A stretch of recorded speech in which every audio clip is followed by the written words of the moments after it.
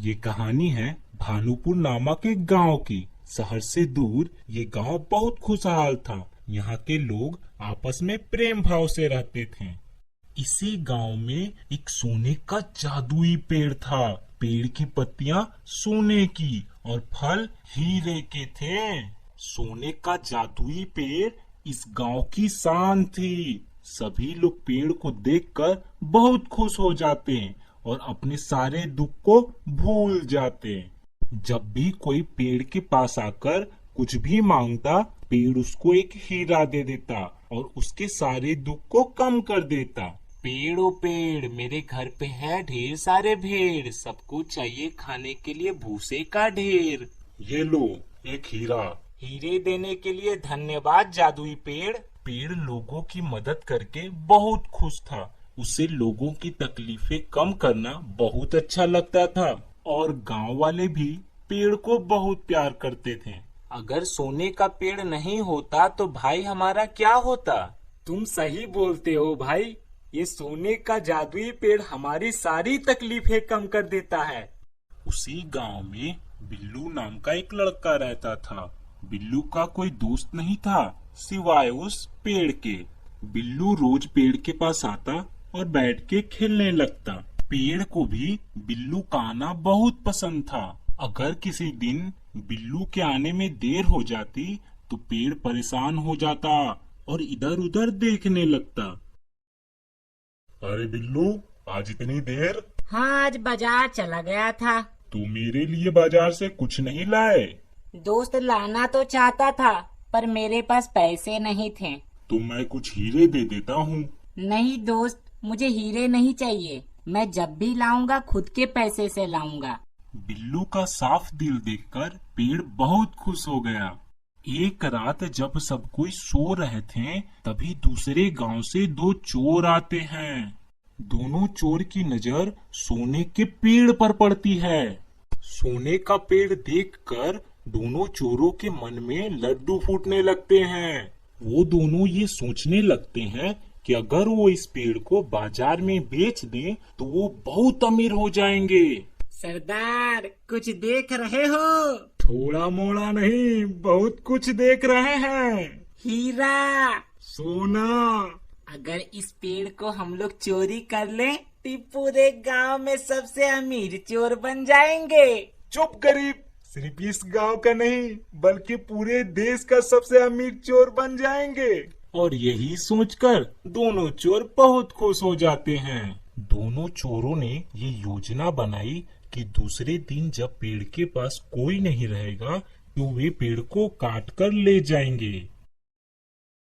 दूसरे दिन दोनों चोर अपने अपने औजार के साथ वापस आते हैं पेड़ को काटने। सरदार, हम औजार तो ले आए पर पेड़ को काटेंगे कैसे? इतने सारे लोग यहाँ पर हैं। जब सब गांव वाले चले जाएंगे तब काटेंगे। और वे इंतजार करने लगते हैं कि जैसे ही पेड़ के पास सब कोई हट जाएंगे वे पेड़ को काट लेंगे। समय बीतता जा रहा था पर दोनों चोरों का इंतजार खत्म होने का नाम ही नहीं लेता। कोई न कोई पेड़ के पास आ ही जाता। सरदार, इस गांव के लोग कितने लालची हैं। कोई न कोई पेड़ के पास आ ही जाता है। हम दोनों क्या कम लालची हैं? आज आखिरी दिन है इस पेड़ का। देखते देखते रात हो जाती है और सभी लोग अपने घर चले जाते हैं। इसके बाद दोनों चोर पेड़ के पास पहुंचते हैं पेड़ को काटने के लिए। बोलो, क्या दुख है तुम्हें? दुख तो बहुत है। खाने को खाना नहीं, पीने को पानी नहीं, रहने को घर नहीं। ये लो एक हीरा, इससे तुम्हारे सारे दुख कम हो जाएंगे। हीरे नहीं चाहिए। अगर हीरा नहीं चाहिए तो क्या चाहिए तुम्हें? तुम।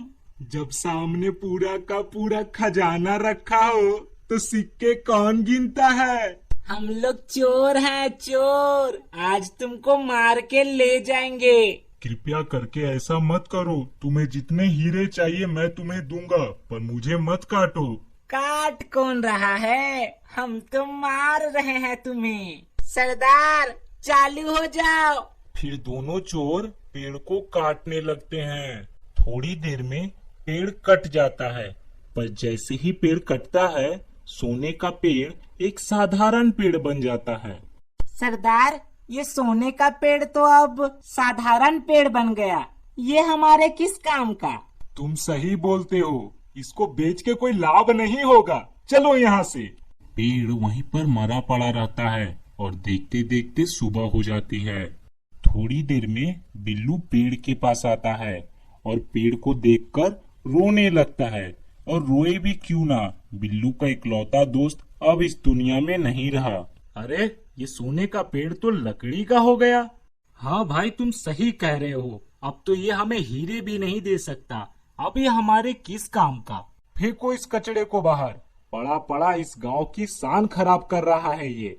चुप रहो सब। जब तक ये पेड़ तुम्हें हीरे देता रहा तब तक तुम लोग सब इसके आगे पीछे घूमते रहे, और जब इसकी हालत ऐसी हो गई तो फेंकने की बात करते हो। शर्म आनी चाहिए तुम्हें। लोगों की बातें सुनकर बिल्लू को बहुत बुरा लगता है। धीरे धीरे सभी लोग पेड़ के पास से चले जाते हैं, पर बिल्लू वहीं पर बैठा रहता है। समय बीतता गया और धीरे धीरे रात हो गई।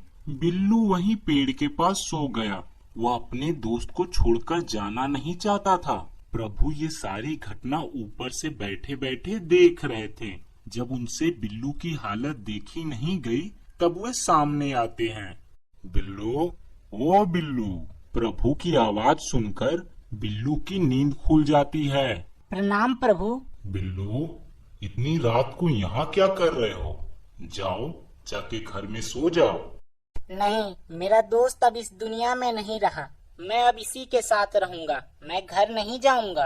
अगर तुम अभी घर चले गए तो मैं तुम्हें खेलने के लिए बहुत सारे खिलौने दूंगा। मुझे खिलौने नहीं चाहिए, मुझे मेरा दोस्त वापस चाहिए।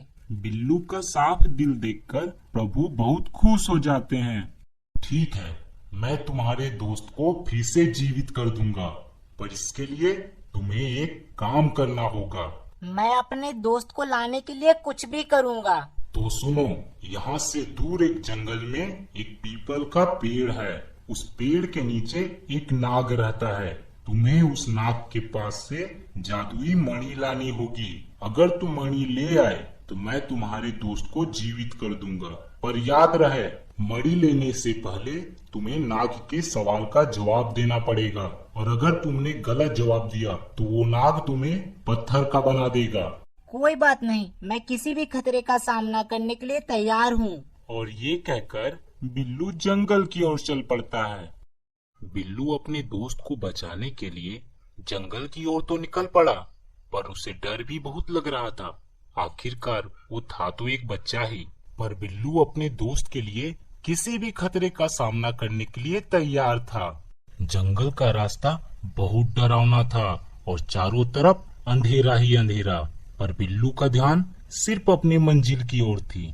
थोड़ी देर में बिल्लू पीपल के पेड़ के पास पहुंच जाता है और वो देखता है कि नाग के सर पर मणि रखी हुई है। यहाँ क्यों आए हो? मुझे ये जादुई मणि चाहिए, इसीलिए मैं यहाँ आया हूँ। बहुत आए और सब पत्थर के बन गए, पर कोई भी ये मणि लेके नहीं जा पाया। मुझे अपने दोस्त को जीवित करने के लिए ये जादुई मणि चाहिए, और मैं इसे किसी भी हाल पे लेके रहूंगा। ठीक है, तो तुम्हें एक सवाल का जवाब देना होगा। अगर तुमने सही जवाब दिया तो मैं ये मणि तुम्हें दे दूंगा, और अगर तुमने गलत जवाब दिया तो मैं तुम्हें पत्थर का बना दूंगा। ठीक है, मैं तैयार हूँ। तो बताओ, इस दुनिया में क्या सही क्या गलत? नाग का सवाल सुनकर बिल्लू सोच में पड़ जाता है, पर थोड़ी देर सोचने के बाद बिल्लू जवाब देता है। इस दुनिया में प्रकृति सही और इंसान गलत। ऐसा क्यों? प्रकृति हमें जीने के लिए हर वो चीज देती है जो हमें जरूरत है, पर इंसान इसी प्रकृति को क्षति पहुंचाता है। इसीलिए प्रकृति सही और इंसान गलत।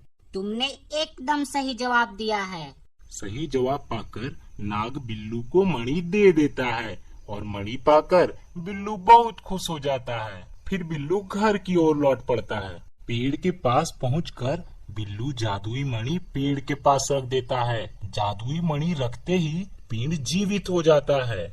इसके बाद सोने का जादुई पेड़ और बिल्लू दोनों खुशी खुशी रहने लगते हैं।